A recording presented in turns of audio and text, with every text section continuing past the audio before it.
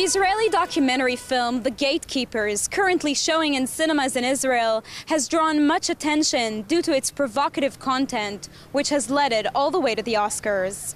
It is nominated for Best Documentary Feature at the 85th Academy Awards. The film introduces former heads of Israel's Secret Service, men who have commanded the Israeli Shin Bet over the last 30 years, through conflict, violence, terror, and attempts at peacemaking between Israel and the Palestinians.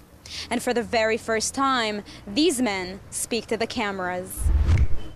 מישהו לוחץ על כפתור והפלאפון מתפוצץ. You watch it as a thriller, as a spy thriller, espionage thriller, where you think you know who the bad guys and the good guys are, but they keep changing places all the time. So you don't even know who to root for and what's going on there.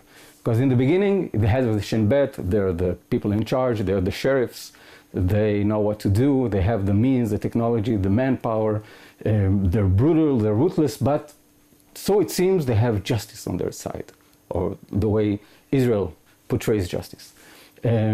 And they're after the terrorists. But as the film evolves, you know, barriers break down. And all of a sudden, the people who are the good guys, they have moral doubts. They're not even sure what they're doing. Ami Ayalon, Avi Dichter, Yuval Diskin, Carmi Gilon, Yaakov Peri, and Avraham Shalom all discussed their successes and failures through the years while trying to maintain security in Israel. The visual aspect of the movie, the cinematic aspects of the movie, the way the movie is told is one of the most complex I've ever seen in Israel. Not only for a documentary, but also for a feature film. It's almost like a new way of telling a documentary. And Israel has become something of a landmark place of new documentaries. The use of animation, of CGI, of computer-generated images, the way he recreated scenes that were not captured by camera because they were off the record, they were not supposed to be recorded, is something of, it's a ride, it's a good show, but also it keeps you thinking, it keeps you on your toes, either philosophically or morally. Israel has developed a successful film industry over the years, with many Israelis taking pride in the movies nominated for an Oscar, including this one. Gatekeepers is very, I wouldn't say provocative, but it does show a very unusual view. The Gatekeepers is really well made, and it's a really good movie, artistically and from all aspects.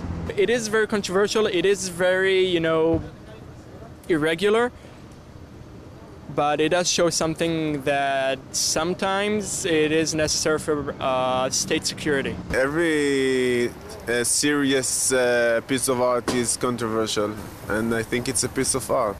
The 2012 documentary, directed by Dror More, was a co-production with Arte France and will first air on Arte on March 5th at 8:50 p.m. The Gatekeepers is about the price Israel pays for the way they have to deal with their security challenges. That even if you're doing the right things, it has a moral price to it. Even if you say that assassinating a leader of a terrorist group without a trial, bombing a photon bomb from an airplane, it saved lives, still it has a moral implication on the people pulling that trigger and us as a nation. It has a moral price. One man's terrorist is another man's freedom fighter.